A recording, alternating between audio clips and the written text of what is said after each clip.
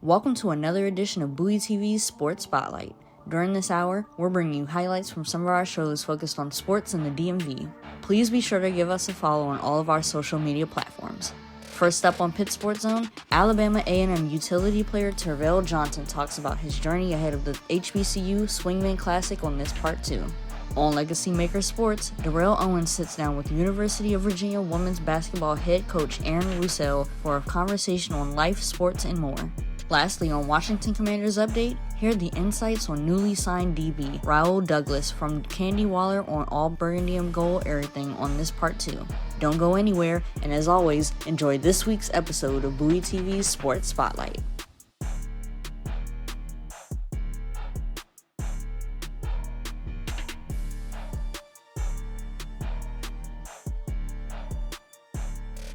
Again, you know what I mean? Just to show everybody that, hey, we're more than capable.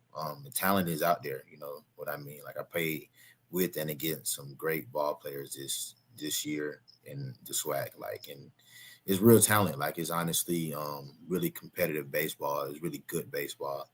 You just got to get there. You got to get there to see it for yourself. That's what I tell everybody. Like, you just got to be there to watch it and to experience it, because you know, baseball is baseball, but it's definitely a different brand of baseball when you got 40 black kids running around the field. It's very exciting. It's different. It's more fast paced. It's cool. So I think that's the main thing this weekend is we just go out here, play the game how we play throughout the week, throughout the season. Like, every game is exciting. Friday through Sunday, every game is exciting in the SWAC. So just being able to go out there this weekend on a huge stage and do the same thing is going to be, it's going to be great. Man, listen, I covered this year, I covered the HBCU softball invitation, right? And one thing that when I tell you, I can only imagine what the competition is like at the men's level, because the competition at the women's level is crazy. Mm-hmm. Yeah, and the chants. They're live the whole game. They don't stop. It's brutal. Party out there, bro. Seriously. And with this opportunity, every player brings something unique. What do you believe is the biggest strength that you'll showcase during the HBCU Swingman Classic? Me personally, I think my biggest strength is just my professionalism. Like, I go about my business the right way. I show up, I look the part, I play the part, I play the game the right way. I just want to go out there and just be able to show every scout, every coach, everybody that I'm ready for, the next level. That's my biggest thing. That's the statement I want to push this weekend, is that, like, hey, I'm the guy that, you need to invest some time and some effort in, because, the tools are there. Like, it's really real. And, just go out there and have fun and, just go out there and continue to do what I've been doing for the last, couple decades. I've been playing this game for a long time. So just, like I said, it's an honor, it's a blessing, but it's another game to go out there and have fun and go enjoy it. It's a blessing every time I'm able to put on the uniform. So that's the biggest thing, is have fun. Absolutely. And that's really the main characteristic when it comes to baseball, is you have to have fun. Right, Mm-hmm. because baseball is that sport, like other sports, but mentally, if you're struggling at the plate, you can't struggle at the plate and in the field. So that means in the field, you gotta be on times 1,000. Or if you're struggling in the field at the plate, you have to consistently either be getting on, or you have to consistently get some RBIs, bringing runners in, etc. Right. The mental aspect of the game. Talk about the mental aspect. Yeah, like you were saying, whenever one part of your game goes down, one got to go up. But I truly believe, like, mentally, you got to keep your game sharp. You know what I mean? Like, regardless of if you're playing good or bad, like, your mental state has to be, it has to be up to par just to be able to float the boat within the game, because there's a lot of ups and downs. So just being able to stay level-headed, through success, through failure, staying grounded, and just who you are as a person. Forget like the baseball player thing, but just know that you representing your family, you representing yourself, you representing the Lord, we representing a lot of things and a lot of people when you go out on the field. So you go out there and you got to make sure, you know, your head is in the right space and you are where your feet are. So that I feel like that's step one before you even go out there and try to go swing the bat or field the ball. Like you got to make sure your head is, you make sure you're locked in, make sure that, you know, everything is everything before, you know, you try to go out there. Because the game is hard enough, like you were saying, like it's hard to go out there and really be successful if there's a lot of noise up here. You know, you got to really quiet it down and go play by play, step by step. Absolutely. And just want to take a quick. For my audio, is it coming through to you good? Yeah, I can hear you perfectly. Okay, okay. It sounded like your audio is getting a little distorted. But we'll see how it is after this. After the next question, I wanted to ask you, because you'll be surrounded by some of the top talent in HBCU for HBCU players in the country. What are you looking forward to the most? Competing against them, but learning from and building relationships with.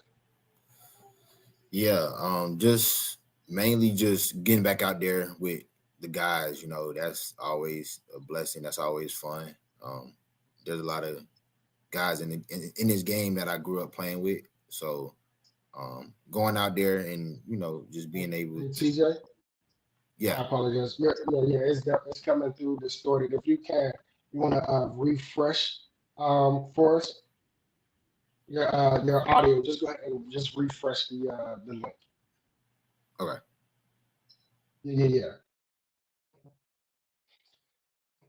So yeah, ladies and gentlemen, we're going to give TJ some time to refresh his link. But TJ plays at Alabama State.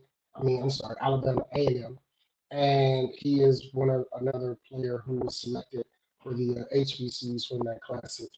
And it's been exciting just to hear his story because he's had a brother who played in this game, and so he's been around the game for a long time. And he not only has an overwhelming experience playing the field, but just by watching as well, being a student of the game, which is something that a lot of people don't get to have with being a student of the game all the time. But let's go ahead and bring him back in. TJ, you there with us? Yeah, can you hear me? How is it now? Say it one more time. I can tell you again. How is it now? Can you hear me now? Yeah, it's better. It just sounded a little distorted, but I apologize. You were talking about just playing against some of the other HBCU players in the country, and what was you most looking forward to, whether competing against them, learning from, and building relationships. Yeah, I was saying that basically it's just cool to go back out there and compete with them. You know what I mean? Just go out there, have another opportunity to play with some of the guys that I grew up playing with.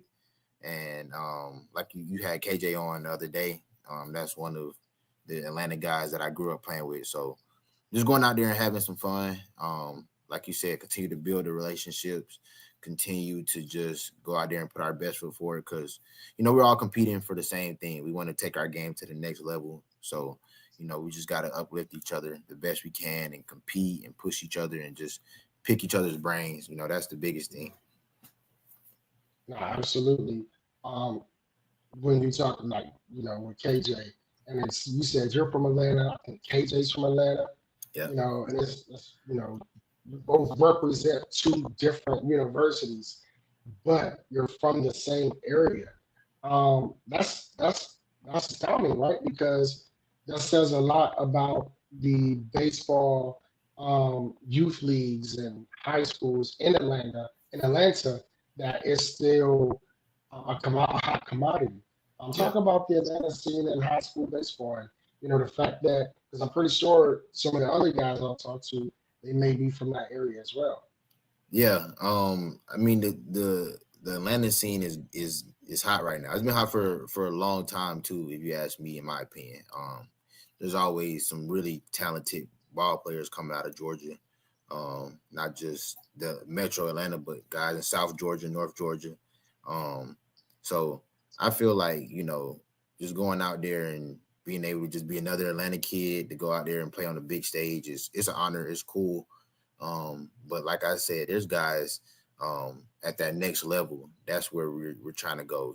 We're all very competitive, and we all, we want to reach the top together. Like, we all had a common goal when we started playing with each other and when we started competing with each other, and we still got guys still going. So it's a blessing to see. It's a blessing to be able to, represent our community too. And like I said, there's a lot of guys that look up to us and guys that we looked up to that kept us going. So if we can just, keep this cycle going and just keep baseball in Atlanta, I think it's going to be something cool when we look up in the next few years, like, hey, there's actually something real. You know what I mean? Yeah. No, absolutely. And I think it's good to see because it's not that much, of an example, looking around and, again, with you guys there from Atlanta, I can see the competitive that you guys, the iron sharpens iron, right? And sure. not only that, but the fact that you actually are rooting for them as well, which speaks even more volumes about the brotherhood, the relationships that you guys have built. No doubt. Last question before I ask you two separate questions. When it comes to the younger athletes that you talked about, looking up to, not you specifically as alone, but looking up to you guys who are having these opportunities to really show and display not only how you conduct yourself on the field, but off the field. What would you tell them about trusting the process? What would be your message to them about the process, and what it means to be consistent, committed, dedicated, disciplined, but at the same time hungry and humble? Yeah, most definitely. I feel like, you gotta kind of just, like you said, trusting the process is kind of just in the name. You gotta trust it. You gotta just go through it to understand it. It's gotta be a thing of perseverance, of never quitting, never letting anything make you quit, and then that's how you be able to go through the process. And I feel like the easiest, tool and avenue for that is, staying grounded in faith, staying grounded in, Jesus Christ. For me personally, like, that's been the way I've been able to trust the process, but just going in and having confidence, for sure, starting the process with confidence, no matter, how good or bad it goes, just having that unwavering confidence is a big thing. But like you said, you got to trust the process, especially in this game, because, everybody's path is different, and you don't know, how you're going to get there. But if you keep trusting it, you can make something special out of it. Like, I wouldn't expect, you asked me a year ago, just everything going on right now. I wouldn't have known that I'd be in this position going to the swingman or whatever. Like, I wouldn't have been able to guess that. So it's just a matter of staying with the process and ultimately not quitting, regardless of what's going on, all the noise. You just got to stay with it. Yeah, absolutely. And that's major. And I appreciate you for being transparent and vulnerable in that moment, right? Because a lot of times people may think that, you already have a preconceived notion, or you have some sort of understanding or idea of the trajectory of the path that you're going, where, for you, honestly, you're starting to really equivalent what life looks like, down the road. And, you said it earlier, when it comes to the plan, and not being preaching and whatnot, but, God's will is not our will. So the things that we see, the things that we feel, the things that we think doesn't necessarily mean that it is. Right. And they have a funny way of changing course when we least expect it or when we don't expect it. Right. In this situation we were talking about last year, you didn't foresee this. But at the same time, going back to that, trusting the process, you trusted the process. You remained you, Right. even when you didn't see what the clear view way out was, or you didn't see that the HBCU Swingman Classic was in your window. You still continue to trust the process, and you still continue to be you, which furthermore speaks more volume, to you as a person, the characteristic, the personality of who you are, versus not just a baseball player. Yeah, no doubt. So, what has going to an HBCU meant to you? For sure, this is it's been a great experience, honestly. Like, I feel like, anybody of color, of our culture, of anything, like if you have a chance to experience it at some point, you got to, just being, immersed, around the culture, around your people, you're going to experience the good and bad. But like when I take a step back from, this year, I really enjoy my experience. This is my first, I transferred to, a couple schools. I've been at a couple stops here and there, but this is my first HBCU. And, all in all, man, I can say I enjoyed it. Like, it was a blessing. I had a great time. I met some great people, some lifelong friends, and just having that brotherhood and that support. Like, this is the first time, within, the last 5-6 years where I can truly say, like, hey, we built the brotherhood regardless of, results, regardless of how things turned out or whatever. But we always had each other's back. And I feel like you can only kind of get that specific experience at an HBCU. Like, that's the only way as a brother we gonna get that experience in baseball for sure. So I'm very grateful for it, honestly. I love it. I love it. And lastly, if you could sum up HBCU in one word, what would it be?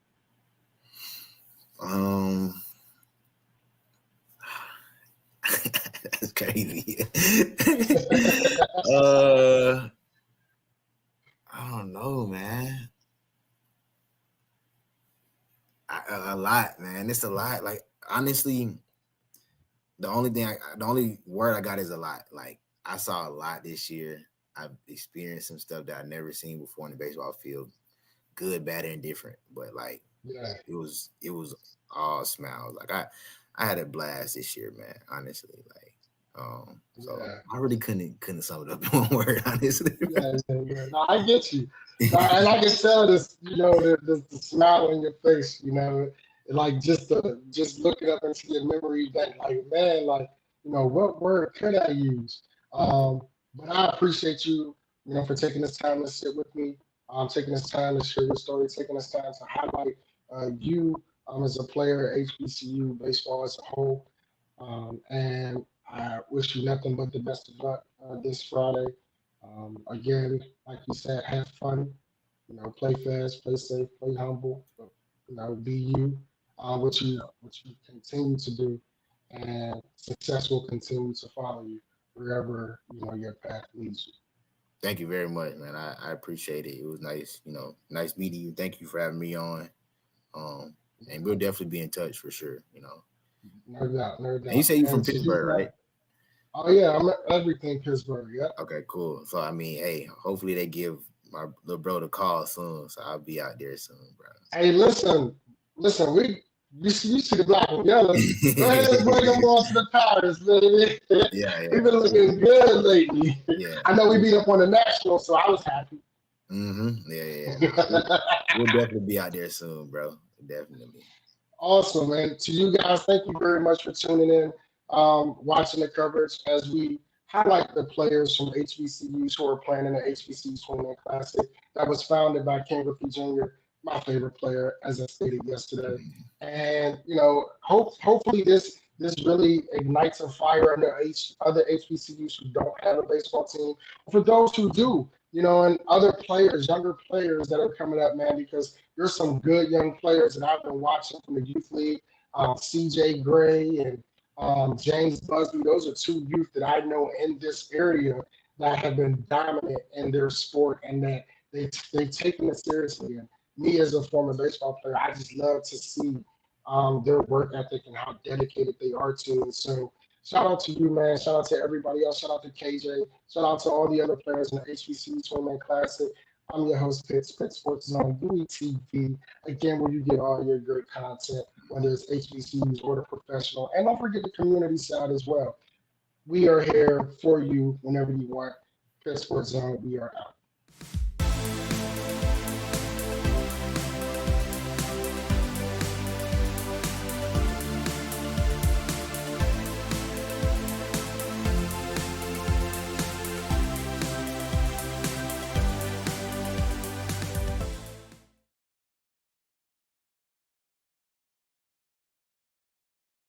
Well, people, we are here, episode 206 of One on One, here in season 7. I got my man with me today. We've been friends for a long time, and I'm very excited to have him here to help kick off season 7 here on One as Coach Aaron Roussell of the UVA Cavaliers, Virginia Cavaliers women's basketball coach Aaron Roussell. Coach Roussell, how are you doing, sir?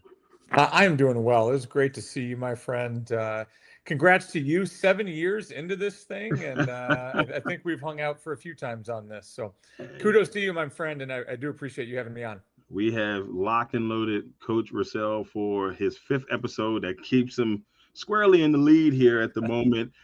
People we've brought on, and we've always had a great time talking to Coach Roussell. Now, Coach, if you noticed in the intro, got a little bit of an older clip. So next week intro will be just a little bit different now that we got a little bit of an update here after this episode. Coach Roussell has been in he's been in the mix there. You know, he fussed at me, I think, in episode 2. He was like, "Hey man, what happened to me? I was in the intro." I said, Yeah. don't worry, it won't change after that. So now we got to update.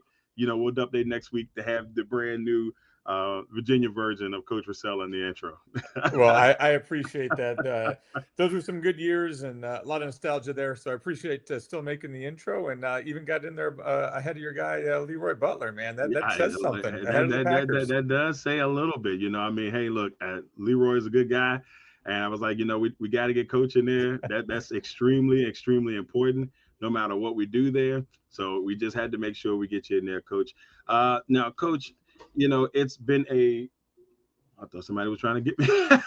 My dog's out here acting up today, so it's been a really fun adventure before we got the show started. Now, Coach, you know, we like to start off, you know, of course, with the check-in. So we want to check in on you, your family, your friends, since you've made the move to Charlottesville. How everything's right now with Coach Roussell and the fam. Yeah, believe it or not, still in transition. You know, I think this all happened incredibly fast. You know, when I tell people, you know, in this industry how quickly things happen, you know, I think I left for family vacation on a Wednesday. I think I bought a car that night and prepared everything for that trip for portal calls. And, you know, it was Easter.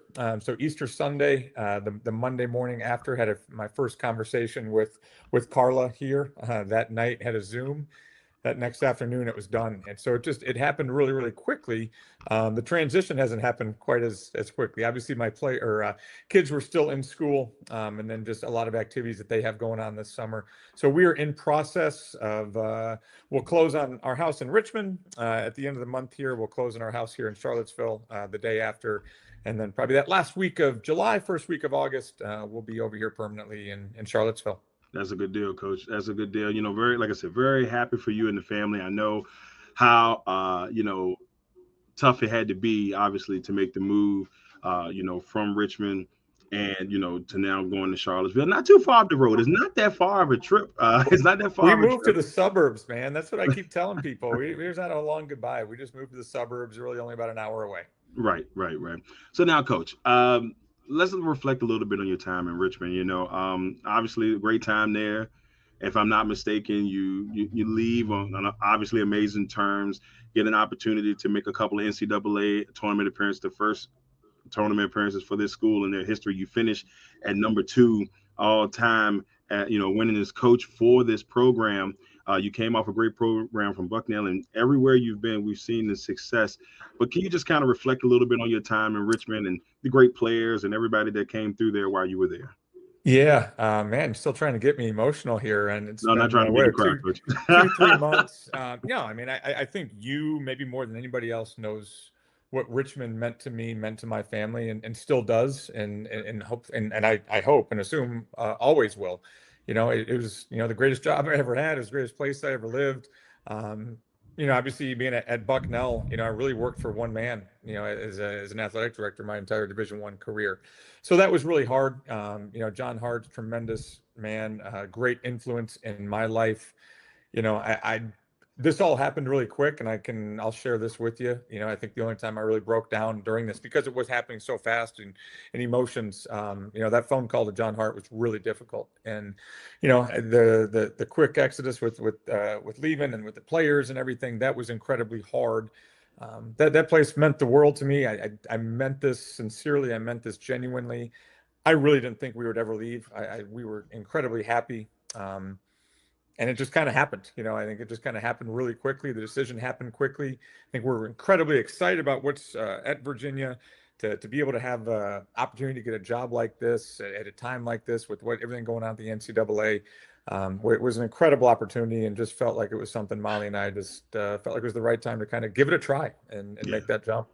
Yeah, it definitely, I know it has to be a tough move, but when you look and see what Virginia will bring to the forefront here, we're talking about, playing in the ACC is, if not the top conference in women's college basketball, maybe number 2. So you're right there at 1-2 in that mix, at least in my opinion. There's some great teams there, the Notre Dames, the NC States, and so on and so on. Virginia, I mean, hey, Virginia made the Sweet 16 last year, and you get a chance and opportunity to take over there. Why Virginia? What made the deciding factor to head to Charlottesville? Maybe tough, but what made the final move for you? What pushed you over the edge? I think when we kind of looked at things, and again, we were incredibly happy, and everything at Richmond felt like, between the administration there had done everything that they could to make that still a great job and be competitive. I think for us to make the jump, it had to be somebody who also had that same vision. That meant women's basketball was going to be important. Resource-wise, everything is such a different landscape right now with the NCAA that you needed to have somewhere where they valued women's basketball, had a vision for what this was supposed to be. And so I think that was a big part of it. I think there's a high ceiling here. I think Carla's got tremendous vision for what's going on here and what that future holds. And then a little bit, to be honest with you, through no fault of anybody, the landscape has changed a little bit. It did get incredibly difficult at the mid-major level. Not impossible. I still think everything is set there, and even they've added a few more spots to the NCAA tournament. Hopefully that helps the mid-majors. It wasn't the reason we left, but I just felt like Virginia positioned itself to really want to go for this, and that was going to be what it took. There's opportunities. I'll say this about the University of Richmond: it's better than a lot of jobs out there. Even at the quote higher level, it's better. At least for me, it was a better job than a lot of jobs out there. This one felt like it was an opportunity. To be honest with you, it was not disruptive. It was probably the least disruptive move my family could make. We loved living there. We loved everything. We loved the fan base there. That one will always be hard. Just feel like you're moving away from something that you had built there. But it didn't feel like we were going far. Like I said, I've jokingly said we're moving out the suburbs. Yeah, I mean, look, it's a nice area. I mean, the times that I've been up there to cover games, it's always a really good experience. And like I said, I really am excited to be able to catch some games this year and see what you and the ladies are able to rock and roll there in the ACC. Very, very excited about that. Coach, let's get a little bit into your new roster here. Sure. Obviously, how was the transition for you to try to maybe get these players to kind of adjust to your style? I know that probably still going on. We knew how it was in Richmond, how everybody kind of embraced and were able to kind of just, they took what you had, they learned, they went with it, they went rocking and rolling. How is that process going so far for you in Virginia? Yeah, I think it's going well. I mean, obviously an adjustment for me, adjustment for them, right? I mean, when we got the job, everybody here was in the transfer portal, so we didn't really have a roster. We didn't have any games scheduled. It was really kind of starting anew. I even will tell people, I mean, it's interesting this day and age, you're talking about talking to agents. I mean, I think probably 2 hours ahead of me getting this job, I was on some Zooms with players recruiting at Richmond. I had an agent call me and said, hey, 2 hours ago, we were trying to navigate this process with one of our players getting to Richmond for a visit later this week. And now all of a sudden I see this. And that is truly how quickly it does happen. Mm-hmm. I think for us here, I was in Jamaica. I think I told you when I was in Jamaica, when all of this stuff happened, hustled back here and with Kimora, obviously she was in the portal and very popular. She was going down to visit Dawn, a UVA alum, alum down there in South Carolina, that she was going down to visit and really just tried to hustle back here and just try to get some time with her and her family ahead of that visit, and was able to do that, was able to meet with our players here that had eligibility and had willingness to come back. And really kind of learned that those guys really did enjoy each other. They did and like a lot of things about UVA or maybe in the portal to kind of protect themselves depending on what happened. So really the first mission was trying to get as many of those players back here as we could. And it did take a little bit. I think often as a staff, we've sat here and wondered and wished that, hey, maybe if this only would have happened a week earlier, or 2 weeks earlier, and could have better prepared ourselves. But I think we're happy with the roster that we have, both the kids that are back here now from last year. Olivia McGee was coming off an injury, so I think that was something that hopefully we can get the best version of her. Bree Hurd was, maybe, kind of stuck behind a few folks and had some great moments last year, but hopefully I think something in our offense will step up a little bit and maybe get a few more opportunities. Obviously, we talked about Kimora. I think this is something that she can excel and thrive in some visions that we have for her within this offense. And then we have some other kids that we're bringing in. I think small world, but to have Mariana Asari coming from VCU. I saw that. I saw that. I said, "Oh wow!" Kind of worlds colliding here and uniting, and we're such a huge fan of her and her game and trying to prepare going against her. I think that was a no-brainer for us. And, we had some things develop here that really helped us, have some ability to target her and some open roster spots here. So I think that was a great one. And, I really like the athleticism that we have. I like the guard spot that we have right now. We have some unproven people at the post spot, but I think that's something that, I think will be great. And so I say unproven because some of that, those kids are still overseas. We've got 3 players right now that have been playing with their national team. Mariana just got back after she was doing some 3x3 stuff down in Chile with her Canadian team. So we're really incomplete right now as far as our evaluation of them. But I think that's something that will happen in due time. And probably getting long-winded here, but I will tell you, very happy with the current players right now of what we've seen over the last 3 or 4 weeks. Yeah, I mean, I'm like I said before, I'm very excited seeing you. Olivia come back. Kimora, all of them coming back was a very good sign. And I'll be honest with you, as it was happening, I remember myself saying, "Man, this is going to be a tough blow for Virginia." I mean, especially after this. So for you to be able to, and your staff, and Carla and whoever you guys did to be able to reel this back in, I was like, there was a part of me that was like, okay, they were able to figure it out, and so that's a really good deal. Before I get to this next question, a part of this, you and Carla, how's that relationship so far with you and Carla kind of going so far, you and the AD? Yeah, she's been fantastic, and I think this is something that, when the job opens, I mean, I didn't really think about it, and other people are like, oh, it's a natural fit. I'll be honest with you, I didn't know Carla. So I think so many times this works with relationships in this business.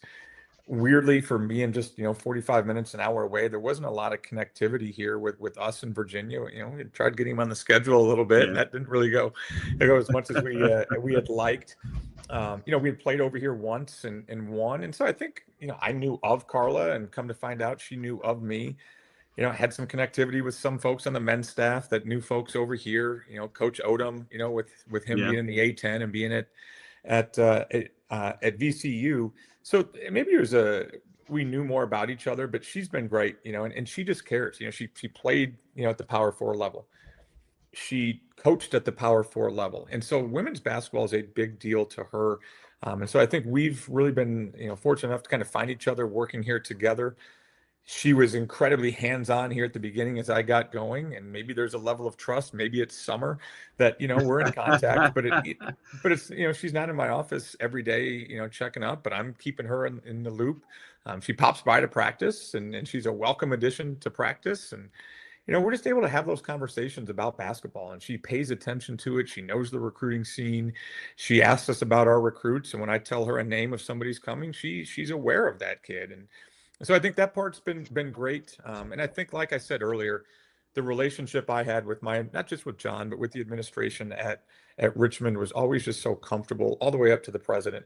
It was going to take somebody that I truly believed in. And Carla's been everything that I wanted her to be here. That's a good, really good deal, Coach. Now, before we get into a segment that we're going to talk about here in a little bit, but what's your outlook on the season? I know it's summertime. I know we're in July, but your early thoughts when you look at the ACC. What is your early thought process when you look at this conference as a whole?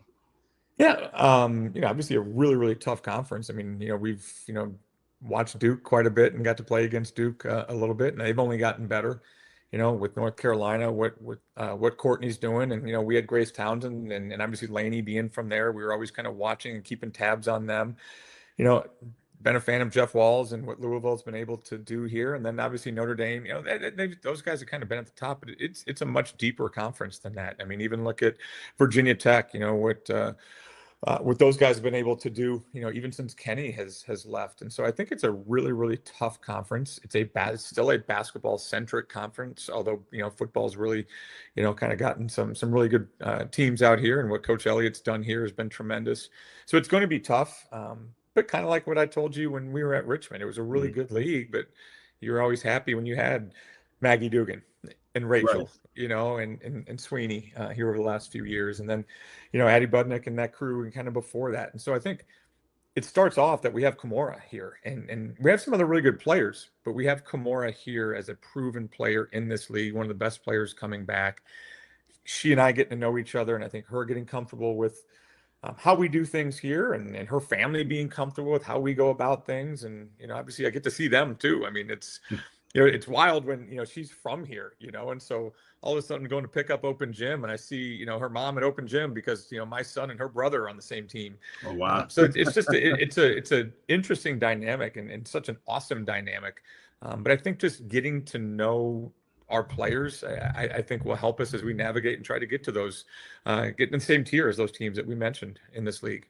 Yeah, I'm really intrigued to see, how the dynamic will play out. I think that I really do like what I've seen overall.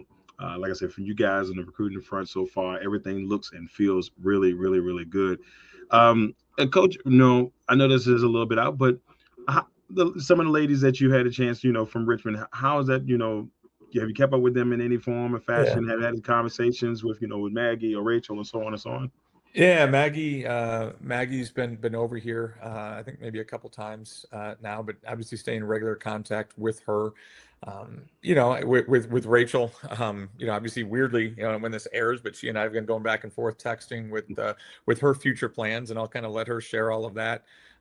Faith Alston, has been over here working out with us a couple times, working out, with the coaching staff. Her sister was in grad school over here, so every time I go to the bookstore, I usually run into her who's working over there. So yeah, it's been one of those that you try to stay in contact with them. I know Tierra just moved out of Richmond here this past weekend. You try to, and I could go through the list of all the people that we've talked with. Right.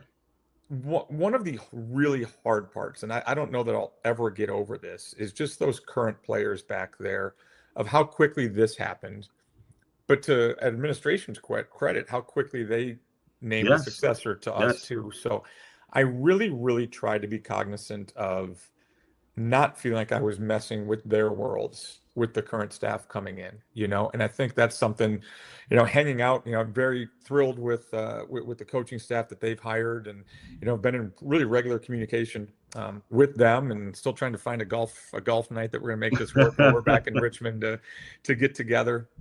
But that part was really hard, feeling like you couldn't really have the proper goodbye with those current players. And that's just everything that goes against how I would have wanted this process to go. Right. The fact that you're away, that you're doing this, on a Zoom with no notice is about probably one of the hardest, and probably it definitely was, no question, the worst part about this. So at some point here, when they're no longer, Richmond basketball players, look forward to continuing that relationship. But just out of respect to Richmond, obviously I want UVA women's basketball to be amazing this year. But I also want Richmond women's basketball to be amazing too. And so I think we've really tried to go out of our way to make sure that things were stable there, and really excited about what the outlook's going to look like for them, for the current players, but also some of those players that are coming in as well. Yeah, I'm excited. Obviously, the last couple of years being able to call the games, I'm very intrigued to see how it will go down this year. I'm very excited to see how the players, grow. And of course, on both ends. I mean, it's a very exciting year for me. I'm very pumped up to be able to, to run around a little bit. You're going to be a fan of both. I am going to be a fan of both. I mean, look, the Spiders are near and dear to my heart. Watching and listening to broadcast down there, and They're going to be great, and excited to watch them. Excited to watch. I feel like I'm a fan of all of their Richmond programs. I know Coach Mooney. I've talked with him. Just weirdly seen him a lot. Our kids seemingly are in all these same basketball tournaments together, so I've seen him and talked about his roster, and I know they're really excited for what they have coming up. And Coach Shamati, obviously what they've been able to do, and both lacrosse programs. So we'll still be a fan of everything Richmond Spiders, and looking forward to it. Yeah, can't wait to see how both teams do this year. They're near and dear to the Legacy Maker Sports Network team's hearts on both ends, so we cannot wait to see how that goes. Now it's time for.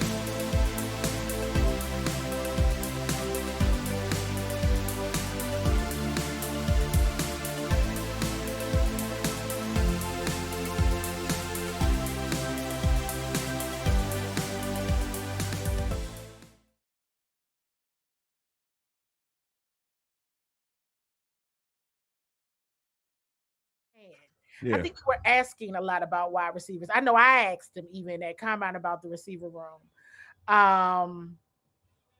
So I think he is careful to respond to the question that he's asked. So, but we also know what the vision is. We think we know, right? What the vision is for Durante Jones' defense. Mm-hmm. Well, and there's my other, and I've got another question that I was going to ask you, because you bring up Durante Jones, and you, Wole, talked about, and you, Candi, about you need some experience there, and is this something where Durante Jones has kind of been saying, hey, I need somebody back here that's been around the block, seen it all, done it all, and in Douglas's case, he's been on contending teams most of his career. Yeah. Eagles, Packers, Bills. He's been on a lot of teams that have been right in the thick of it in just late December and early January, and that this is something that Durante Jones really needed, and Adam Peters is like, all right, I'm going to get you that right now. Oh, I mean, 100%. I mean, you can look at it and tell. I mean, where is the veteran presence? Mm-hmm. Right? I mean, that was one of the things that we discussed. Like, okay, younger, faster, check. But who are the leaders on defense? This goes beyond play. This goes beyond understanding chaos when you're on the field, understanding clear and quick communication, and someone who has been able to do that solid, and it's been good. And like I said, going back and looking at the tape, like, hey, this is what we need over here. And it was honestly something that was necessary regardless of whether Trey was healthy or not. You know what I mean? Yeah. I think with him not being there, and still they got to be so careful. He got injured November? And I just want to go back to the fact that, like I said, Dietrich is still not back. He got hurt week 2. Dorrance got hurt he got hurt week 6. Yeah, Dorrance is the one I'd be worried about the most. I ain't gonna lie. I'm waiting on Dorrance. Yeah, because so he was killing. Facts. And so Dorrance you was see the killing, moves, and you don't know we don't know. Yeah. We hope that even if it is on schedule, you don't know, but you know enough to know I need another veteran presence over here that's gonna know what to do and that's gonna know how to move. When it's go time, and sometimes you can only get that level of detail and quickness from your veteran who has that experience and just getting up to speed overall. I forget what was Trey Amos's injury. Like, what did he? That was what I was getting ready to say. Like, did we ever all really know? I think everything was so bad that game. Everything was just. Did we ever really understand and know? Yeah, he was always like the anomaly of what happened. I mean, I think it was a lot, because I know that boot and those crutches was a lot seeing him for the first time. He had a fractured fibula. Okay, that's what it was. Okay, but I must find out. No, I'm trying to think, because I know, like I'm doing the math like in my head. Like, he had it in week 10, right? Like around week 10 he got hurt. It was Seattle, and he was always hurt for a while too. He was always hurt for a while. He was doing bad at one point. He would be going in and out of the game. Yeah. A fractured fibula is that's a hard one. It's hard because you remember Will Harris had the same thing, but it wasn't like it was not. Yeah, his break was like different. His Trey. break is different. I think Trey's break was different. It was definitely different because he looked like he had a lot going on with that boot. Because I'm seeing people in the chat like Paul's like, nah, he's above recovery, and so I think that's different. So the issue is like, I won't say that we don't know, and that's the thing. And yeah, we just don't. And I get why, because it happened late in the season, and just because you think his recovery is going well from what people are, but they tell you that all the time. Don't get it twisted. Yeah. Folks always say recovery is going well unless it's horrible. Unless recovery is horrible, they're going to tell you recovery is going well. But that doesn't mean that you're on track to be starting week 1, or you may miss a lot. And so I'm just saying, I think this is a good insurance plan. I think Trey can be there for week 1? Absolutely, I think he can be. But I think you do need an insurance plan. I feel like because when you miss anytime you miss mandatory or any type of a voluntary mini camp, any of those camps, you have to put yourself in play and just say, you know what, we got just in case. So you got, I get it. Like, I get it. Yeah. And I mean, I think too, one thing we've learned, and Wole, you talked about this all the time, after you do not know how you're going to come back after an injury. That too. That part. That part don't know. Yeah. You nobody knows. You do not know how your body is going to react. You don't know how your mental, all of that's going to react. Yeah, I can tell you all the time, like, hey, yeah, I saw Trey, and he was smiling, and he looked happy, and I talked to him, he was doing well. But that doesn't have anything to do with his leg or his foot or anything the case may be. So I don't want to say or speculate. Yeah. You just hope that the way he was playing, that he can just continue to bounce back from it. But yeah, you just don't know, especially when you're a cornerback and you need your lower half. It's not like you're dealing with a shoulder injury. Like, your lower half, you're running with faster receiver. Like, it's just it's hard to say.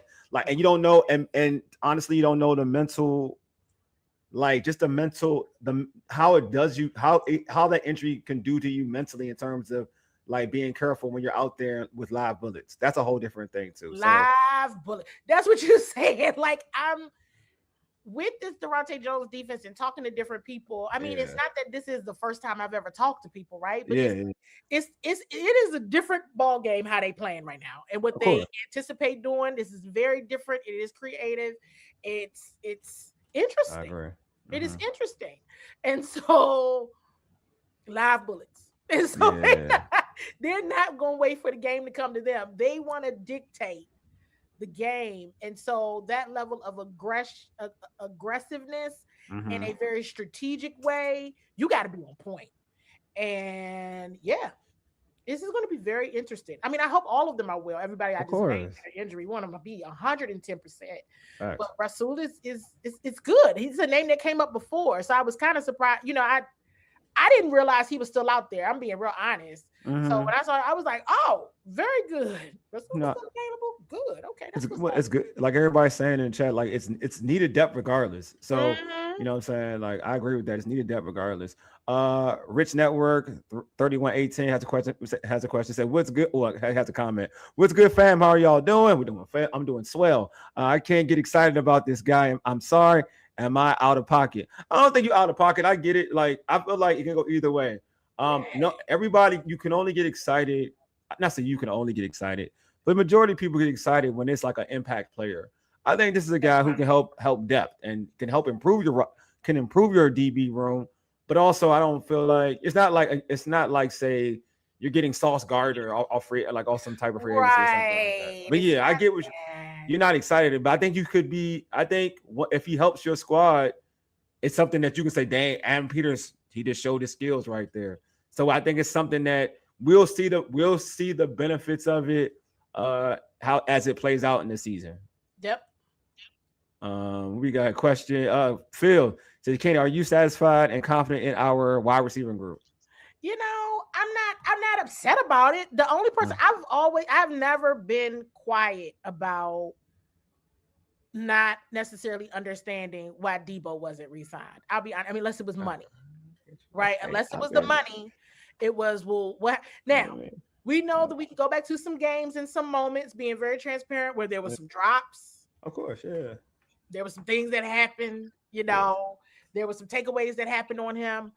But I will forever in a day say, in that second season of the Dan Quinn regime, everybody was robbed of not seeing a healthy Jaden, Terry, Debo, and I even added Noah Brown in there. Nobody will ever know what that looked like. But I don't understand why nobody will ever know what it looks like. Because I think about the energy. Remember last year at this time, everybody was talking about the Jaden Debo connection. It was like, they were. Constant, oh my God, they were. The energy was real. The energy was constant. That's a fact. That's a fact. Terry is there. So I'm like, is somebody like, how much is Debo at this point? Like at this point in July, right? Oh, he's not much at all. And so that is the name.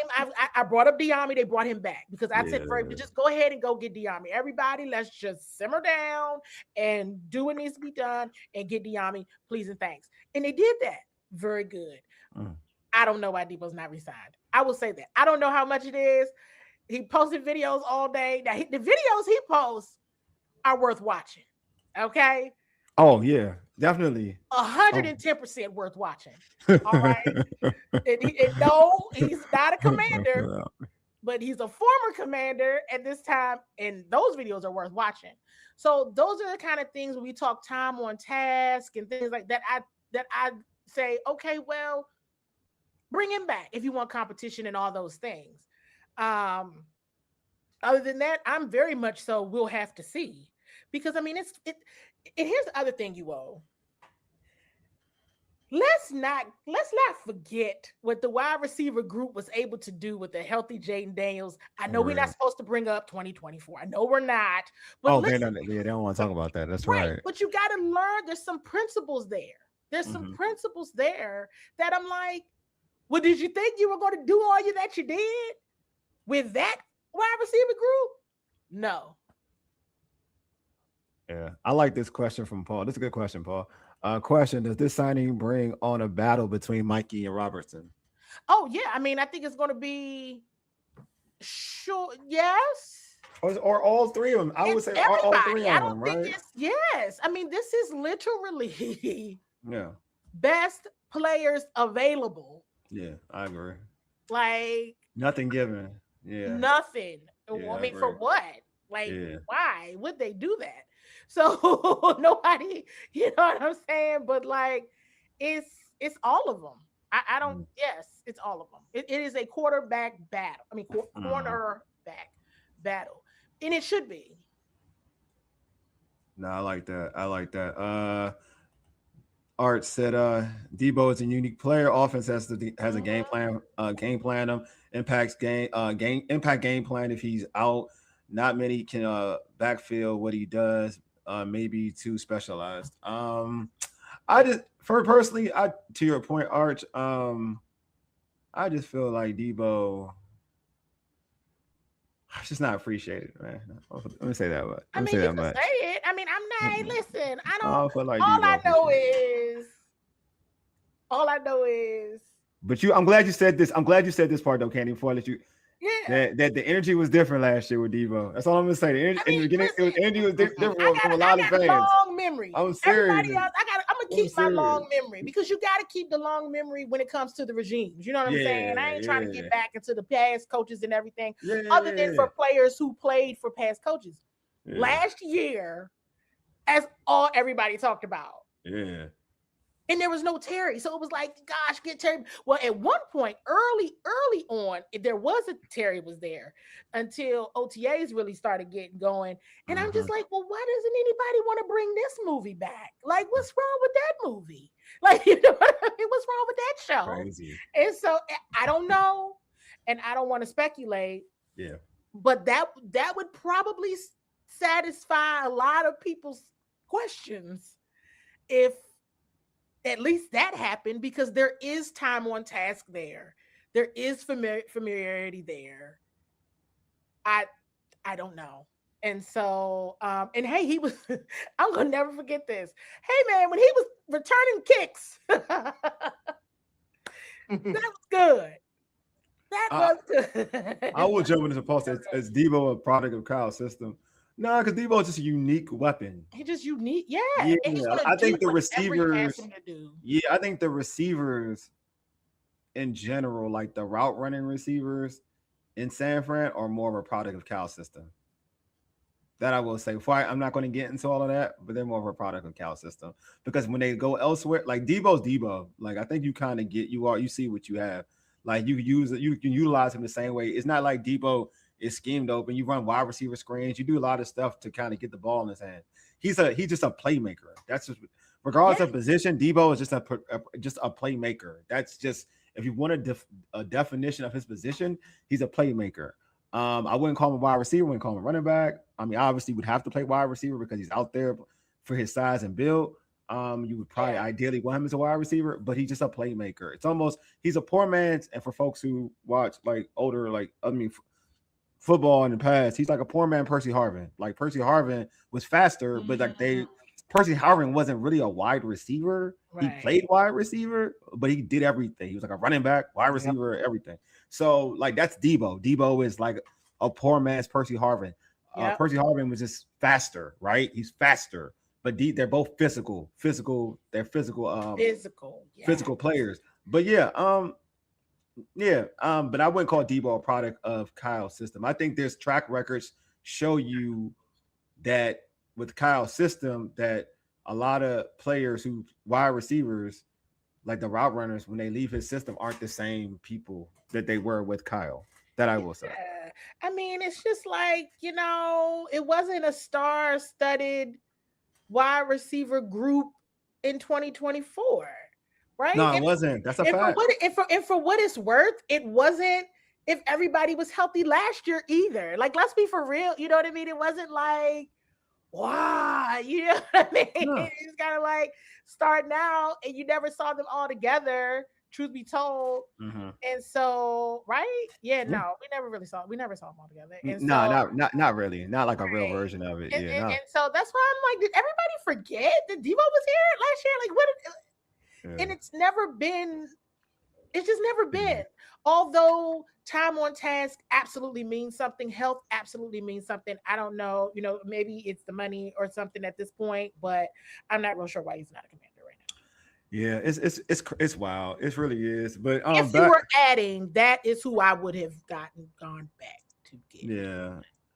No, I feel you. So what do you feel like in the grand scheme of things, like, what do you feel like Douglas's impact will really be for the Commanders? Do you feel like some people feel like he can be a starter? Like, what if you had to like use your clues, right?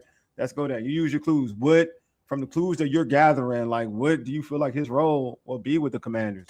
Definitely already veteran presence. I know, gotcha. Like I said, I've been saying, okay, don't be the Spurs in the NFL. Everybody's younger, but don't nobody know what to do. In the trenches, you know what I mean? The Spurs in the NFL. Everybody knows what to do until bullets start flying, and now nobody knows what to do. That made me laugh a little bit, but that's how I'm like super relaxed. Time off is good for everybody. Get you some, but I think that, but I think his depth. I do think if everybody is healthy, I do think he is a depth piece. Okay. I'm not certain he's a starter. Gotcha. But he could be. Mm-hmm.